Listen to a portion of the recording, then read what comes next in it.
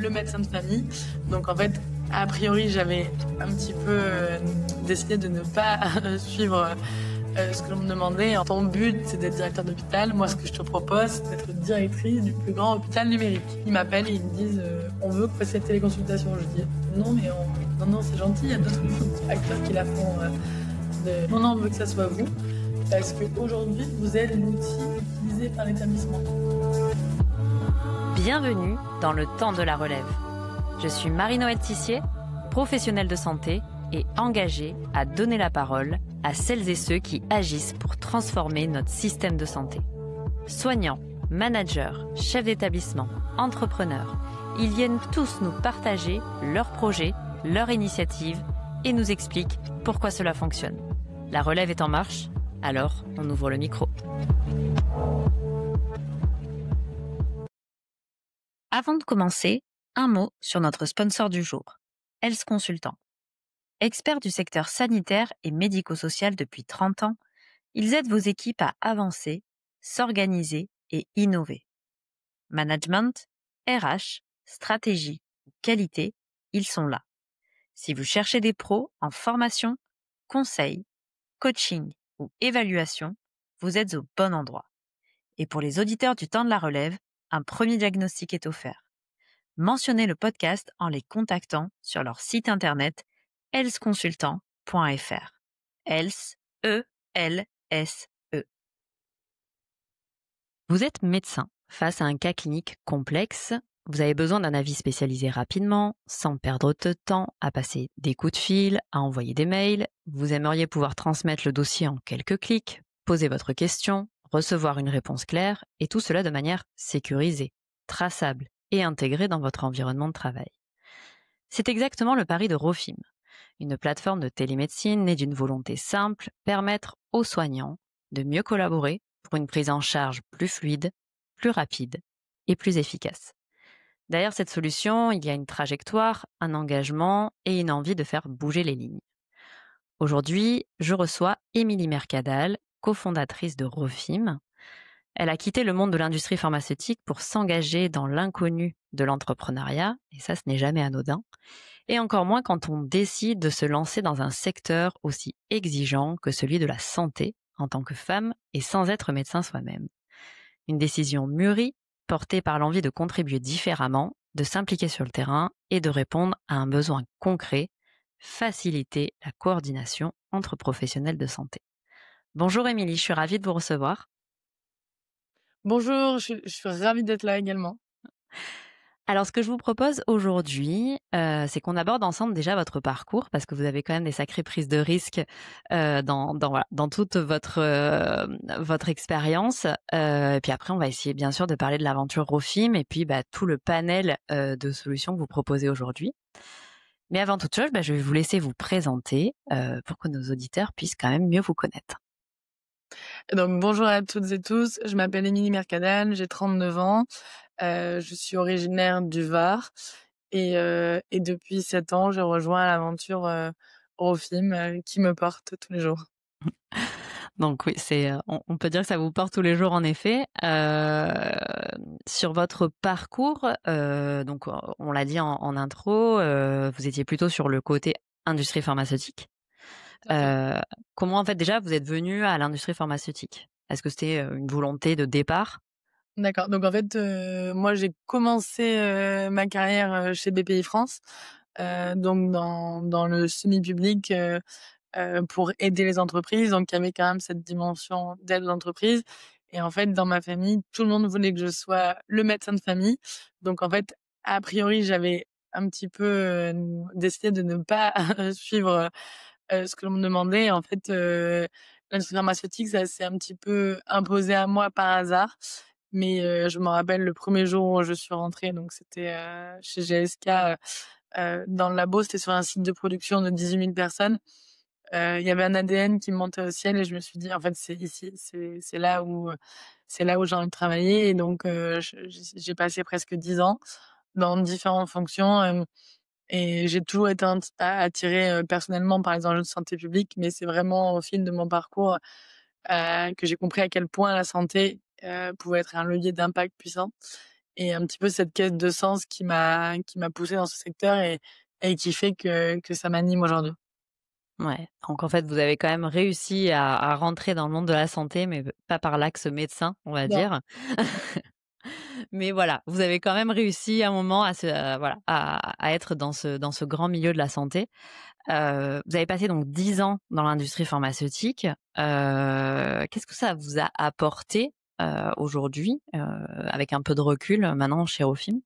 Alors j'ai beaucoup appris, hein. Je pense en premier lieu ce que ça m'a apporté et je pense que ce que apportent les grands groupes, c'est la possibilité de tout faire, de se réinventer. Au cours de ces années, j'ai occupé 6 postes, c'est énorme. Donc pour moi, c'est vraiment, l'aspect humain que j'en retire, la confiance, qu'ont pu avoir, mes managers en moi. Et sinon sur des skills, un peu plus classiques, la rigueur réglementaire, j'ai travaillé de longues années en affaires réglementaires, un milieu, à la base, qui est plutôt fermé et plutôt réservé, aux pharmaciens, en affaires réglementaires, mais qui m'ont vraiment bien accueillie. Également le pilotage de projets complexes transversaux. Moi, j'ai travaillé énormément sur des projets stratégiques avec, beaucoup de stakeholders et la collaboration. Après aussi, ce que j'ai vu, c'était les limites d'un système parfois très cloisonné, parce que forcément, quand on est dans une grande organisation, on a tous une tâche, bien déterminée et c'est ce qui m'a aussi donné envie d'aller plus loin dans cette innovation, cette agilité-là. Ouais. Et est-ce que vous pensiez à un moment que, vous alliez vous lancer dans une aventure entrepreneuriale ou, vous vous étiez dit: «Je ferai ma carrière, voilà, dans l'industrie pharmaceutique, en faisant plusieurs postes»? Alors c'est amusant, donc comme je vous ai dit, voilà, j'ai tous les postes que j'ai occupés, je les ai occupés avec plaisir, avec passion et en fait, je n'étais pas en France, je travaillais au global et quand ma famille ou mes amis, de France me disaient: «Mais est-ce que tu vas revenir?» Je leur disais: «Oui, oui, je reviendrai pour faire le HESP, l'école de Rennes pour être directeur d'hôpital», en me disant: «Voilà, pour moi, ça serait mon juste, retour aux sources», et en fait, l'entrepreneuriat, ça s'est un petit peu, amené à moi. En fait, c'est le projet qui m'a appelée, c'est un projet que j'ai envie de porter, donc c'est une rencontre amicale, hein, parce que moi je suis quelqu'un qui est très, très fidèle, en amitié donc avec David, qui est chirurgien et en fait, pour moi l'entrepreneuriat c'est plus un état d'esprit qu'un objectif en soi. Donc en fait, là je me suis dit: «Je ne peux pas laisser passer ce projet. Si ce projet n'a pas de porteur solide, peut-être il n'ira pas bien» et en fait c'était intolérable pour moi. Ouais. Et à ce moment-là, est-ce que vous avez douté? Est-ce que vous vous êtes dit, «Est-ce que quand même je lâche, mon poste quand même qui est confortable?» Voilà et puis aussi lâcher peut-être votre projet, de faire le HSP? Puisque si vous vous lanciez dans ça, est-ce que voilà, c'était une porte qui se fermait, sur, voilà, une envie de prendre une direction d'établissement? Alors c'est amusant, votre question parce que c'est vrai que vous parlez de portes qui se ferment, moi je vois plutôt des portes qui s'ouvrent. Donc en fait, la décision, d'entreprendre et de suivre le projet, de David, pour moi en fait je me suis dit: «Je dois le faire sinon je vais avoir des regrets». Je voulais pas avoir une jolie carrière, dans l'industrie en me disant: J'ai jamais, vu éclore ce projet». Donc c'est vraiment c'est ça qui m'a mue et qui m'a fait, sauter le pas et en ce qui concerne le HESP, c'est aussi un levier qu'a utilisé David en me disant: «Ton but, c'est d'être directeur d'hôpital. Moi, ce que je te propose, c'est d'être directrice du plus grand hôpital numérique». Donc il est vraiment venu me chercher, sur ce sujet-là et c'est vrai qu'aujourd'hui, dans mon rôle, j'ai la chance de côtoyer de nombreux DH qui m'inspirent et le milieu de l'hôpital, c'est vraiment, de l'hôpital public d'autant plus, pour moi, c'est ouais, c'est un milieu qui me séduit et qui m'attire toujours énormément. Alors justement, comment elle est née cette idée, de Rofim? Et est-ce qu'il y avait un besoin précis de départ? Je suppose qu'il y a une idée de départ et puis après il y a, tout ce qui s'est passé, par la suite. Comment se sont passés les débuts? Alors tout à fait, c'est ça qui est chouette quand c'est un chirurgien qui lance une société, c'est qu'il y a un besoin très précis. Donc en fait, son besoin, c'était d'améliorer l'échange avec ses confrères, autour de cas médicaux plutôt complexes, en tout cas qui nécessitent de l'imagerie.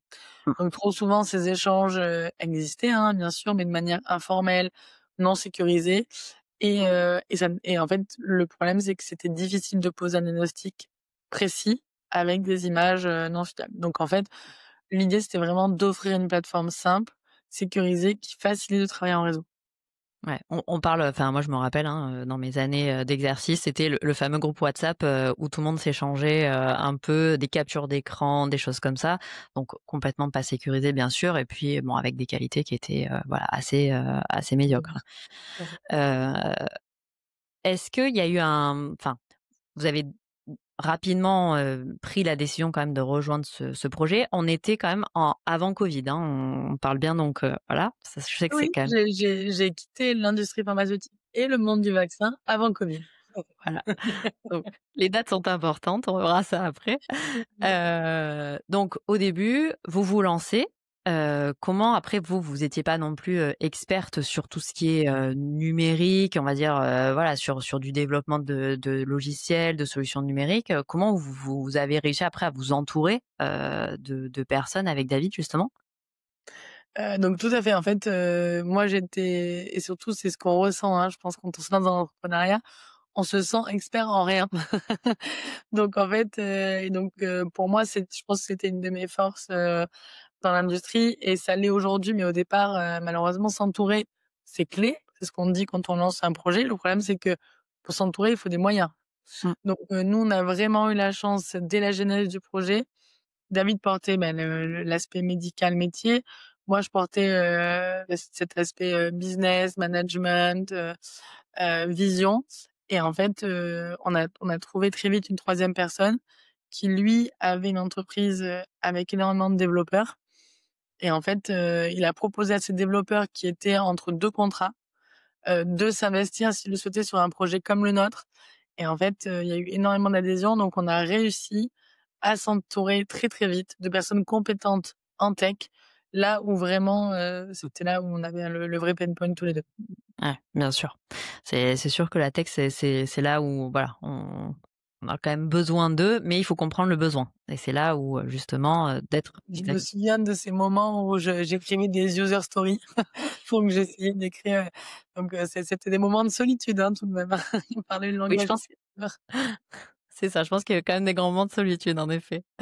Hem, les grands développements de la plateforme, donc au début, vous avez sorti la on va dire la 1re solution, c'était, quand? Et voilà, comment vous avez réussi à challenger un peu des établissements de santé en leur disant: «Voilà, moi j'ai une solution, est-ce que vous voulez la tester?» Tout à fait, donc création de la société en octobre 2018, 1re commercialisation en novembre 2019 et mars 2020 le Covid, donc il y a eu plusieurs jalons. Pour moi, un des jalons principaux, c'est le premier hôpital utilisateur. Comme on dit, le premier hôpital qui fait confiance parce que en fait, dans ce milieu-là, l'idée, c'était et c'est quelque chose que j'appréhendais pas. Moi, je pensais que tout le monde, au moins toute l'équipe médicale, allait voir tout de suite, la réponse aux besoins. Mmh. Je pensais pas qu'il allait avoir une période d'évangélisation. Je me suis bien trompée et donc en fait, le jalon fondateur, c'est quand le premier hôpital nous a accordé sa confiance, donc c'est l'hôpital Saint-Joseph à Marseille, dont la directrice générale est médecin, donc je pense que c'est pas pour rien. Donc pour moi, ça a vraiment été la première étape. La deuxième étape fondatrice, c'est la première RCP, donc une RCP pour ceux qui nous écoutent, c'est une réunion de concertation pluridisciplinaire. Donc nous, on a commencé avec l'échange entre 2 médecins. Là, c'est tout un tas de médecins qui échangent autour de cas complexes et nous, on a fait cette première RCP en maladies rares. Parce que les filières de maladies rares sont venues nous trouver en nous disant: «Aujourd'hui, on a un besoin, on a un outil qui ne répond pas entièrement à nos besoins» et nous, on a pris le pari d'être l'outil qui allait y répondre. Donc ça, pour moi, c'est vraiment le deuxième jalon.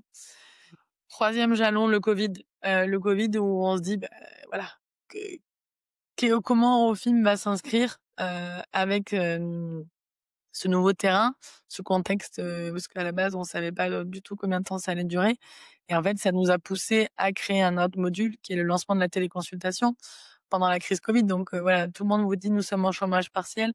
Nous, on a travaillé jour et nuit pour sortir un outil. On était, au quotidien présents dans les établissements. On a la chance d'avoir un comité scientifique d'une quarantaine de professionnels de santé. Je me souviens, on avait des dentistes avec nous, des kinés, des infirmiers qui appelaient, les EHPAD à nos côtés en disant: «Voilà, on propose la solution, de manière gratuite pendant le plan blanc ou le plan bleu et toutes ces étapes, ça a vraiment renforcé notre conviction et ça a affiné notre solution, vraiment au plus proche des utilisateurs. Ouais, parce que c'est quand même pas évident, hein. Rofim était, on va dire, assez, nouveau, dans le secteur de la santé. Covid qui tombe, donc bon, bah, il faut quand même, arriver à faire quelque chose. Vous êtes dans la santé, il faut arriver à, voilà, trouver des solutions comme on peut, parce que je pense que, voilà, la situation a été compliquée. Moi, je fais une parenthèse sur le Covid parce que je crois qu'on l'a tous vécu, de manière différente. Vous, quand c'est arrivé, tout le monde a bossé ou tout le monde a été mis en chômage partiel? Comment d'un coup vous vous êtes dit: «Allez, on va essayer d'aider, tel établissement»? Comment ça s'est passé? Donc en fait, pendant le début de la crise pandémique, on réunit notre comité scientifique et je leur dis: «Voilà, je pense qu'il va y avoir beaucoup moins de demandes d'avis parce qu'il va y avoir, moins de possibilités de voir ces médecins, donc je pense qu'on devrait être gratuit». Donc la gratuité a été votée entre tous et là, toujours l'hôpital Saint-Joseph à Marseille, décidément, ils ont une vraie influence sur nous. Hem, Ils m'appellent et ils me disent, «On veut que vous fassiez la téléconsultation». Je dis: «Non, mais non, non, c'est gentil, il y a d'autres acteurs qui la font très bien. Non, non, on veut que ça soit vous, parce qu'aujourd'hui, vous êtes l'outil utilisé par l'établissement et donc en fait, avec cette notion de crise, on ne veut pas rajouter Voilà. un nouvel outil à nos praticiens et donc en fait, on a développé ce module de téléconsultation que honnêtement, je pensais, l'arrêter dans 6 mois et aujourd'hui, Mmh. c'est un de nos modules les plus utilisés, surtout en outre-mer, surtout dans les établissements pénitentiaires. Donc ça soutient ma mission, Mmh. d'accès égalitaire aux soins grâce à la téléconsultation. Donc honnêtement, cette crise pour nous a été un accélérateur. En quelques semaines, on a dû proposer un outil de téléconsultation opérationnel. Nous avons été réactifs, tout en gardant notre exigence, en termes de qualité et de sécurité et surtout, ça a changé les mentalités. Le numérique en santé est devenu incontournable. Normalement, c'est ce que j'enseigne, à mes étudiants, la courbe de l'innovation. Il y a les early adopters, notamment, heu, les médecins. Cette courbe, elle met longtemps à basculer dans la majorité précoce.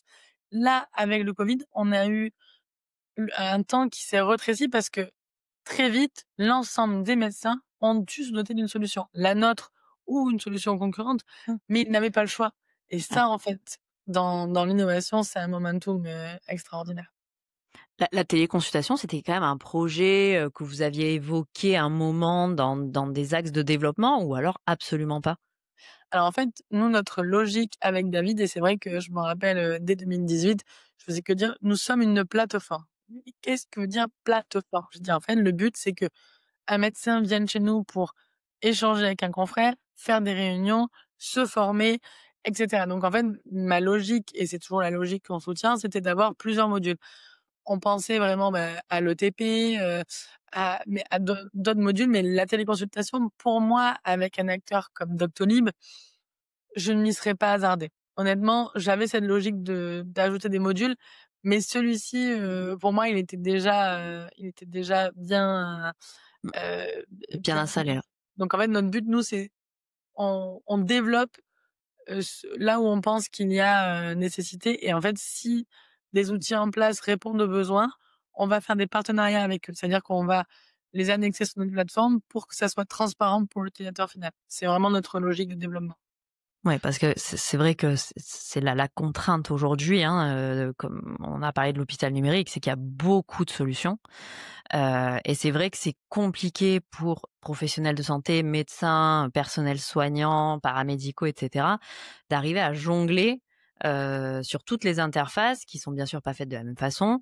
Donc je comprends aussi, le fait qu'on vous ait demandé de on va dire de créer aussi ce module de téléconsultation pour éviter en fait encore une fois de, reformer sur une autre plateforme, sur une autre logique. C'est vrai que ça peut être usant pour, les professionnels, qui sont sur le terrain et qui n'ont pas ce temps et encore moins bien sûr pendant la période covid. Tout à fait, moi, mon rêve, c'est vraiment d'être l'agrégateur. En fait, peu importe, quel outil on utilise, on va directement être fléché au bon expert. Est-ce que vous avez eu quand même, des freins, on va dire, dans le déploiement de ces solutions, mais aussi du fait que vous veniez pas du monde de la santé. Ça peut être toujours un peu compliqué dans la discussion que vous pouvez avoir avec des établissements, avec des médecins pour les convaincre. Et c'est souvent, en plus, vous vous adressez quand même principalement au corps médical, heu et c'est souvent un secteur assez fermé, notamment pour, toutes les entreprises, les startups qui essayent en tout cas d'apporter, des solutions numériques. Alors, je pense que notre solution, notre start-up, le fait qu'il y ait ce binôme, avec David, je pense qu'on se démarque également de ça. Mmh. Lui, il vient de l'univers de l'hôpital, moi, je viens de l'univers de l'industrie, du vaccin et pas de et je pense que le vaccin, c'est quand même, un univers qui est plébiscité par les médecins. Donc en fait, je pense qu'on avait une légitimité. Après, le fait d'être non médecin, il y a eu des interrogations: «Mais qui êtes-vous, pour venir transformer nos pratiques?»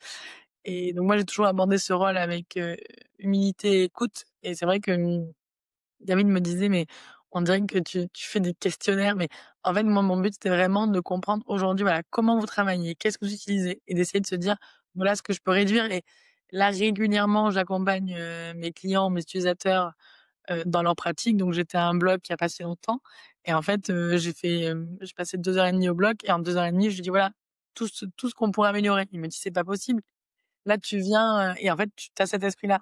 En fait, c'est vrai que c'est mon esprit d'essayer de se dire: «Voilà, à quel moment je peux rationaliser pour l'intérêt du patient?» C'est toujours ça. Et donc en fait, mon rôle, il n'est pas de dire aux médecins comment soigner, mais de leur offrir le meilleur outil utile et qu'on construit avec eux pour qu'ils puissent passer davantage de temps avec leurs patients. Justement, comment on va dire, donc sur tout le panel de solutions que vous avez, pu développer sur ces dernières années, ça a complètement transformé les pratiques des établissements de santé? Oui, clairement. Donc en fait, aujourd'hui, on permet de mieux structurer les échanges médicaux, de gagner du temps, mais surtout de fluidifier la coordination de soins. Donc on a vu des équipes multidisciplinaires se fédérer grâce à la plateforme, Mmh. des délais de prise en charge réduits et un vrai confort pour les soignants. Il y a pas longtemps, on a réussi une opération du sarcome, entre la Polynésie française et Villejuif. Donc voilà, pour moi, ça transforme une pratique d'établissement de santé. On évite de déplacer des populations, que ce soit des populations soignantes ou des populations de soignés. Le fait, de travailler depuis des années avec, le centre diagnostic prénatal de Necker, ça permet à toutes les patientes de Guadeloupe, de Martinique, de pouvoir, réaliser leur seconde, leur troisième grossesse, chez elles et non pas d'aller en métropole. Donc voilà, pour moi, c'est ça qui transforme aujourd'hui, la pratique. Ouais, parce que c'est pas seulement, alors bien sûr, il y a quand même l'axe, où ça facilite, on va dire le fonctionnement de l'hôpital, des médecins et cetera. Mais aussi, comme vous avez dit, hein, on a des patients en bout de chaîne et pour eux, c'est indispensable et ça va éviter, des déplacements, des lenteurs aussi de prise en charge, hein, parce que c'est vrai que souvent, on peut avoir des lenteurs de prise en charge, notamment ce que vous aviez dit, hein, sur les DOM-TOM où ça peut être bien plus compliqué, pour trouver un spécialiste, voilà, soit de, gynécologie, soit donc ça voilà, en bout de course, on a quand même le patient, qui Mmh. Pardon. voilà, on a une prise en charge plus efficace et efficiente. Alors on l'a en bout de course, comme vous dites, mais en fait, en réalité, pour moi, il est au cœur. Et c'était ma vision, toutes mes années chez GSK, d'avoir le patient au cœur de toutes les décisions que l'on prend. Et c'est pareil chez Eurofins. J'ai souvent des associations de patients qui m'interrogent: «Pourquoi nous, on n'a pas un accès direct à la plateforme?» Et ça, c'est mon rêve et je sais que j'y arriverai. On aura à la fin un accès direct pour le patient. Mais j'ai dû suivre, la logique. La logique aujourd'hui, c'était que les médecins, ils échangeaient entre eux. En fait, pour que ma plateforme soit légitime pour eux, il fallait qu'elle reste cloisonnée et c'est ce qui a fait aujourd'hui qu'elle est utilisée par plus de 75 000, médecins. Mais en fait, au Rofim, on agit sur le quotidien des soignants, comme je vous l'ai dit, leur qualité de vie, sur les patients. Donc on va réduire le temps que l'on met à poser un diagnostic, donc on va améliorer l'expérience de vie du patient, mais aussi de ses aidants. On travaille énormément sur le foyer, parce que quelqu'un qui perd son travail et qui en est un diagnostic, ça a un impact sur ses enfants, sur son foyer, sur l'ensemble de sa famille. Et pour moi, on a un impact également sur la sécurité sociale, sur aujourd'hui, les coûts associés à ces transports sanitaires programmés. On a un impact direct là-dessus. Donc pour moi, c'est vraiment, on n'est pas une solution d'utilité publique parce que nous sommes une société privée, mais on pourrait l'être parce qu'on a vraiment un intérêt général, chevillé au corps. Ouais, moi je me rappelle, quand j'ai débuté ma carrière, on avait des patients, moi j'étais beaucoup en néphrologie, on avait des patients de Corse qui revenaient, donc on avait l'avion, ils revenaient juste pour une consultation avec tel spécialiste parce que justement encore ce spécialiste ne consultait pas. Et ça, c'était il y a 10 ans. D'accord. Aujourd'hui, C'est toujours le ouais, cas. Nous, on travaille la Corse depuis quelques années maintenant et c'est vrai qu'il y a beaucoup de personnes qui me disent: «Ah mais oui, tu as choisi tes territoires, très insulaire parce que densité médicale faible et moi, mon but, c'est de supprimer ces allers-retours». Donc ouais. un Corse qui vient sur le continent pour réaliser une chimiothérapie, forcément, malheureusement, on n'a pas le choix. Par contre, pour tout ce qui est consultation de suivi, il les fait à distance pour son confort à lui et pour les coûts de ces transferts, hein. Exactement, parce que ça, c'est un coût, enfin voilà, c'est d'actualité, hein, clairement aujourd'hui sur le budget de la sécurité sociale. Tout à fait. Je pense que c'est quand même une grande part d'économie, en Aujourd'hui, tout cas de il y piste a d'économie. l'expertise, la téléconsultation, enfin la télémédecine en général, hein. Moi, je suis membre, du LET, les acteurs de télémédecine et on parle régulièrement avec les autorités et les institutions publiques pour dire: «Voilà, aujourd'hui, c'est non négligeable la part, d'économie que l'on permet de faire à la CPAM». Les professionnels de santé que vous côtoyez au quotidien, c'est quoi les retours que vous avez eus? Parce que je pense qu'on en a eu, J'en ai beaucoup. tous les Alors il jours. y a voilà, il y a le début de Rofim et puis il y a aujourd'hui. Quel lien, en tout cas, vous arrivez à entretenir avec tous les professionnels, du secteur? Donc forcément, j'ai un lien plus tenu avec, enfin tout à l'heure là, je parlais avec une de mes clientes et on parlait de elle me disait: «Est-ce que tu as, une bonne gynécologue?» Je lui dis: «Oui, j'ai une excellente gynécologue que j'ai connue en l'équipant pour la téléconsultation. Aujourd'hui, je suis devenue sa patiente». Donc forcément, les personnes et surtout pendant le covid que j'ai accompagné moi personnellement et nos premiers utilisateurs, il y a une relation qui sera «à vie» entre guillemets. Vous voyez ce que je veux dire? C'est que là, aujourd'hui, moi, j'ai une équipe entière qui répond au téléphone, qui se déplace, qui les forme, mais j'ai encore énormément de médecins qui ont mon téléphone et qui m'appellent et jamais je leur dirai: «Je ne suis pas là» parce qu'on a créé cette relation de confiance et le premier retour que j'ai eu et qui m'avait un petit peu sidérée, c'est: «Qu'est-ce que ça a fait de la convivialité dans ma pratique?» Je me suis dit: «De la convivialité alors que c'est un outil numérique?»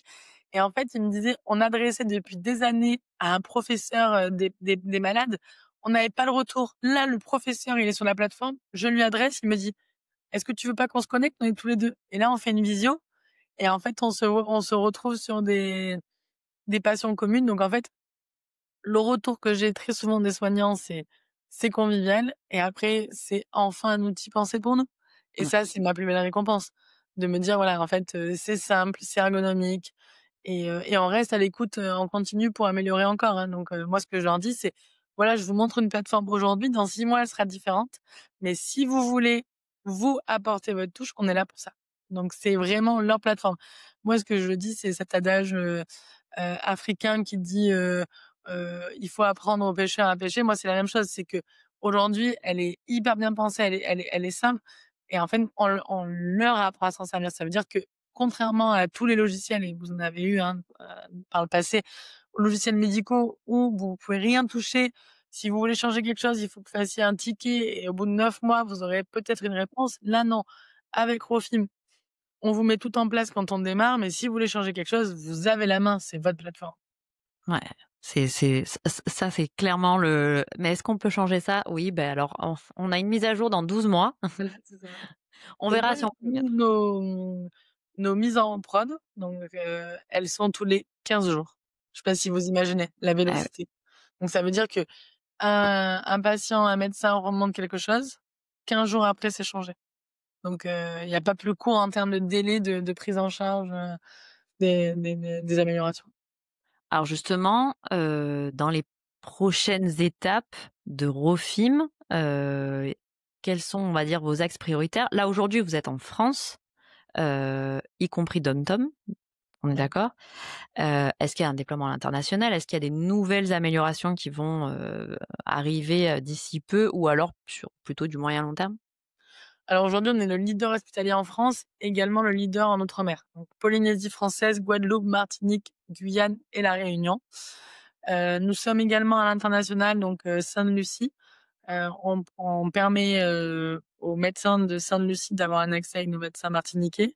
Nous sommes également en Ukraine, au Kazakhstan, au Maghreb, en Belgique, au Portugal, en Irlande et Côte d'Ivoire, Sénégal. Donc ça, c'est vraiment notre présence aujourd'hui à l'international. Et là, on continue d'explorer des partenariats, notamment en Europe. Et en termes de technologie, on prépare de nouvelles briques, surtout autour de l'IA. On a de l'IA sémantique, nous, depuis 2021. On a un chercheur d'ailleurs qui est au bureau, là, un chercheur de l'université d'Avignon, qui est détaché de l'université, qui travaille sur son algorithme depuis 4 ans et demi déjà au sein de la plateforme. Et donc l'amélioration, ça sera vraiment autour de l'IA et de la coordination territoriale. OK, ouais. Et le déploiement à l'international, il s'est fait rapidement, ou vous avez senti vraiment qu'il y avait, des opportunités à l'international, même si on n'est pas tout à fait sur la même législation en termes de moi je parle surtout de sécurisation des données et cetera, où je sais qu'en France on est quand même très, En fait, donc moi, comme je vous l'ai dit, j'étais au global. Moi, ouais, dans mon travail précédent, le matin, je parlais au Vietnam et je me couchais avec la Colombie. Et c'est quelque chose qui m'a apporté beaucoup. Donc en fait, quand j'ai décidé de rejoindre Rofim, le but c'était de dire on ne va pas créer une solution pour la France, on va créer une solution sans frontières parce qu'en fait le problème il est partout et qu'en fait si le médecin expert il est en Roumanie, c'est en Roumanie qu'on va aller demander avis. Donc pour moi il y avait cette notion de géographie qu'il fallait tout de suite instaurer dans la plateforme. Et ce qu'on voulait faire au début avec David, je me souviens, dans notre première maquette, c'était des pins avec un globe pour que les médecins puissent dire, voilà, moi, je fais du pro bono. Et en fait, ça, c'était avant que je me rende compte que toute l'évangélisation que j'avais à faire. Donc là, si je leur parlais de pro bono avant de leur vendre la solution, ça fonctionnait pas. Par contre, aujourd'hui, on travaille avec des ONG comme Sourire à la vie pour l'oncopédiatrie, la chaîne de l'espoir. Là, je parle avec Médecins sans frontières et ça serait vraiment, comme vous imaginez, un de mes rêves. Donc en fait, on met, c'est du mécénat de compétences qu'on fait avec ces associations. C'est permettre aux médecins qui s'engagent dans le monde de s'engager via notre plateforme pour leur permettre d'échanger avec des outils sécurisés. Donc l'international, ça a été une priorité depuis le départ. Ça a mis le temps parce que forcément c'est plus long. Par contre, dès le départ, on a construit la plateforme pour avoir une accréditation Europe, États-Unis et Chine. OK. Donc on l'a pensé pour aller à l'international et on est en 6 langues. Ouais, donc c'était voilà, c'était on va dire pensé dès le début, de se dire: «On se contentera pas à la France, on va s'ouvrir rapidement, à d'autres pays» et comme vous avez dit, hein, c'est un problème je pense qui est mondial, et c'est un besoin, qu'aujourd'hui vous arrivez à voilà, à résoudre via Rofim. Hem, vous vous en avez parlé, vous avez aussi d'autres engagements en plus de Rofim, vous faites beaucoup de choses. Est-ce que vous pouvez nous en dire, 2-3 mots sur tout ce que vous arrivez à faire? Je pense que vos nuits doivent être très, très courtes à mon avis. Mais en fait, je pense que, quand on est engagé, mais vous le savez, hein, on est voilà, l'engagement, c'est dur d'être déterminé dans le temps et de dire non. Donc c'est vrai que je suis engagée sur plusieurs sujets, mais ça tourne autour de 3 grands sujets, on va dire. La santé, forcément, donc je suis, déléguée régionale des femmes de santé. Donc c'est une association qui, promeut, l'accès égalitaire pour les femmes en santé. Je suis également, membre du conseil d'administration de French Healthcare Association, une association qui promeut la santé souveraine, en France et à l'étranger. Elle dépend du ministère des Affaires étrangères. L'éducation, c'est très important pour moi, donc j'interviens énormément dans des écoles, donc dès la primaire, collège, lycée. J'organise un concours d'éloquence, dans une école, primaire, marseillaise et la tech, parce que je pense que la tech, c'est vraiment, les métiers de la tech. Il faut sensibiliser le grand public, donc je suis présidente de la French Tech Aix-Marseille. Donc voilà, c'est en 2 mots, quelques-uns de mes mandats. Je suis aussi, conseiller du commerce extérieur, donc pour justement, aider ce libre-échange, auquel je crois beaucoup, entre entrepreneurs. Avec tout ce recul, et toutes ces aventures, on va le mettre plutôt en pluriel parce que c'est quand même des aventures, voilà, multiples et variées. Aujourd'hui, ça vous a apporté quoi? Enfin, alors professionnellement, je pense que c'est bien sûr assez riche et c'est, je pense, quelque chose qui vous apporte beaucoup, mais humainement aussi, heu, tout ce que ça a pu vous apporter aujourd'hui, comment vous arrivez à le traduire? Alors, c'est difficile de traduire, mais je vais dire la même chose, hein, que ce que j'ai dit quand je vous ai parlé de GSK. Pour moi, c'est une immense richesse humaine. C'est des rencontres et des rencontres, que ça soit des rencontres au sein d'Eurofilm, des rencontres dans l'écosystème. On a un écosystème. Enfin, là, j'étais 2 jours, à la REF, donc Lesbiennes d'été du MEDEF, et j'étais assez surprise de voir peu de personnes de la santé, parce qu'on était assez minoritaires. Mais les personnes que j'ai croisées, notamment la patronne de General Electric Healthcare France, c'est quelqu'un avec qui j'ai tissé des relations. Donc pour moi, c'est ces rencontres, c'est cette fierté collective de dire voilà, on a tous envie de faire changer les choses.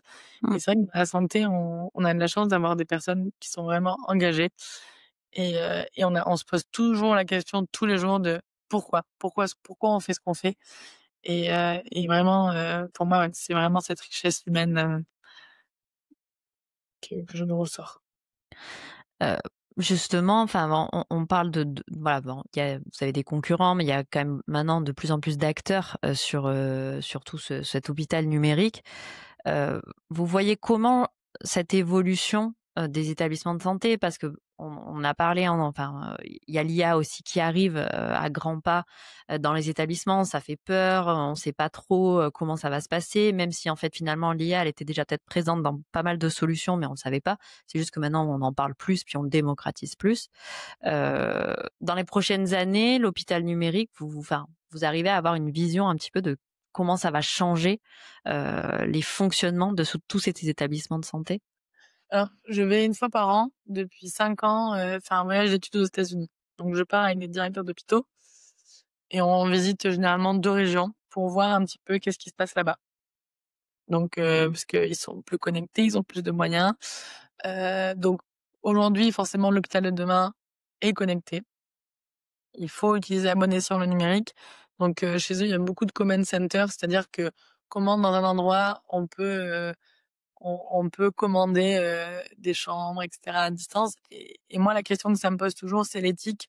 C'est de se dire, c'est où que je fixe ma limite. Donc pour moi, l'hôpital de demain doit prendre le meilleur du numérique. Et c'est aussi le danger avec l'IA, c'est de se dire, voilà, il faut vraiment que l'on fixe une limite, qu'on en fixe une limite autour de l'éthique pour protéger, pour moi, les données de nos patients. Donc l'IA, c'est génial, ça permet une santé personnalisée et prédictive, mais traçons cette ligne. Donc pour moi, c'est ça, et j'ai confiance dans les DH, d'aujourd'hui, de garder ça en tête. Vraiment de se dire: «Voilà, je trace cette ligne et c'est une ligne qui ne doit pas être dépassée». C'est très important. Ouais, moi, j'avais une discussion, dans un épisode précédent que j'ai enregistré, où justement on avait un médecin et où son patient en fait arrivait à la consultation et il lui disait: «Bah, voilà, en fait, moi j'ai posé la question à ChatGPT, je pense que j'ai ça». Voilà. Mmh. Et ça, je pense que, alors malheureusement, Faut pas ça va écouter non arriver de plus. plus en plus, c'est sûr. Ah bon, avant on avait Doctissimo, hein, donc avant c'était: «J'ai regardé sur Doctissimo, je pense que j'ai ça». Bon, maintenant aujourd'hui J'avoue, c'est je sais ChatGPT. pas si c'est ChatGPT ou Doctissimo quel est le pire. Mais c'est vrai que, de plus en plus, bah, les patients vont aussi, l'utiliser, ce qui est normal. Mais c'est vrai que enfin, toutes les personnes, moi, que j'ai pu rencontrer cette année, qui a été riche, voilà, sur tous ces épisodes, heu, il y a à la fois cet attrait, de l'IA, qui va arriver et on est tous très satisfaits de pouvoir se faciliter les choses. Mais comme vous avez dit, il y a cette limite, en fait, qu'il faut poser. Ça pourra pas remplacer un professionnel de santé, ça va pas pouvoir remplacer une secrétaire médicale, ça va aider.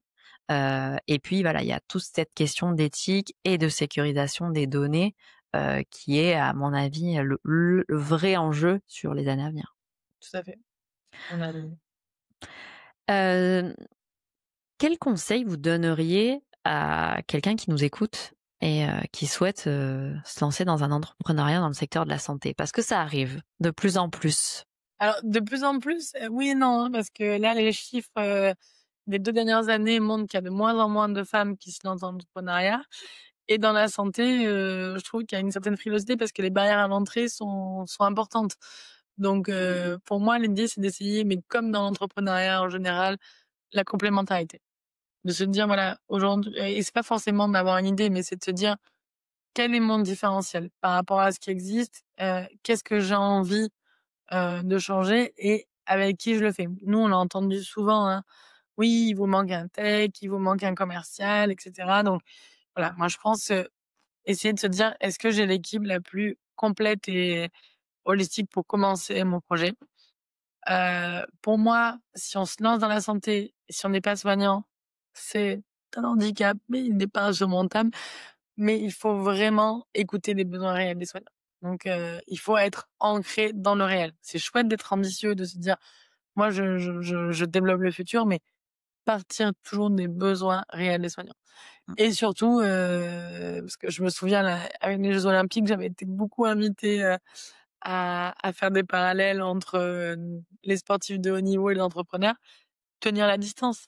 La santé, c'est un secteur très exigeant, avec énormément de personnes qui sont là depuis longtemps, donc et c'est tout très, très stimulant, mais il faut vraiment tenir la distance. C'est voilà, c'est une longue haleine. Ouais, moi je vous rejoins sur, le fait que il faut être ancré, même si on n'est pas soignant, c'est pas grave, parce que vous allez apporter autre chose, mais par contre, il faut être au contact au quotidien avec les soignants pour bien comprendre. Moi, j'aime beaucoup votre exemple de, j'ai passé mes 2 heures et demie au bloc opératoire. Il y a la vision du chirurgien et puis il y a votre vision. Et c'est des visions qui sont complémentaires parce que vous allez apporter quelque chose avec un regard neuf, un regard de tech, et lui, il a sa vision, médecin, prise en charge du patient, et cetera. Et ces 2 visions, elles sont pas, opposées, au contraire. Ah non, Heu, en fait, elles sont pas opposées, elles sont complémentaires. Moi, je crois vraiment que l'innovation, elle démarre par l'académique. Académique, hôpital, grand groupe parce que, grands moyens et start-up. Et en fait, c'est toutes ces personnes-là qu'il faut imbriquer. Il y en a pas un à mettre en avant, en fait. C'est vraiment toutes ces personnes-là. ouais, tout à fait. Émilie, si on a des auditeurs qui souhaitent vous contacter, pour, alors pour votre solution Rofim ou pour tous vos autres engagements dont on a parlé, c'est quoi la meilleure, manière de pouvoir, vous parler? Déjà, je serais ravie si à l'issue de l'écoute de ce podcast, des auditeurs ont envie d'échanger, ont envie de travailler pour Rofim, de collaborer, de faire des partenariats ou, que sais-je, ont un projet, ont envie de l'implémenter, moi je serais ravie. Donc, premièrement et donc, j'ai tout, hein. Moi je réponds mon téléphone, je réponds 24 heures sur 24, mais le plus simple, c'est peut-être LinkedIn parce que je réponds Ouais. toujours aux messages, LinkedIn. Et sinon, on a notre site. Donc honnêtement, là, ouais, la semaine dernière, il y a, une personne qui voulait me vendre quelque chose qui a dit: «J'ai du mal à trouver votre numéro». J'ai dit: «Écoutez, en fait, votre argumentaire tombe à l'eau parce que mon numéro, il est partout». Donc en fait, voilà, c'est hyper facile de me joindre et je réponds toujours et surtout avec plaisir. Ouais, je confirme parce que nous, ça a été un échange très facile, et j'étais ravie en tout cas de pouvoir, vous avoir dans le podcast. En plus, étant moi aussi de Marseille, bah, c'est sûr que C'est c'était sympa normal. d'avoir ce détail. Voilà, exactement.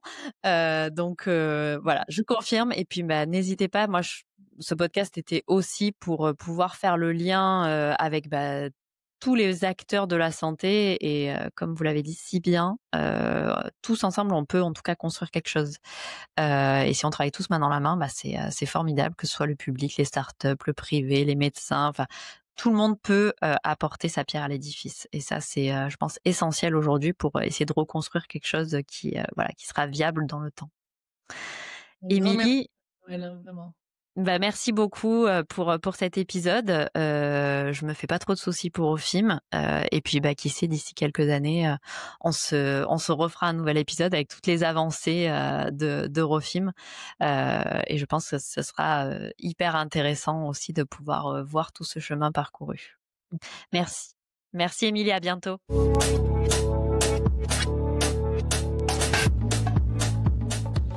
Merci d'avoir écouté Le Temps de la Relève. J'espère que cet épisode vous a inspiré et donné des clés pour réfléchir ou agir au quotidien. Pour faire vivre ce podcast, il est indispensable de vous abonner, de partager cet épisode autour de vous et de laisser un commentaire.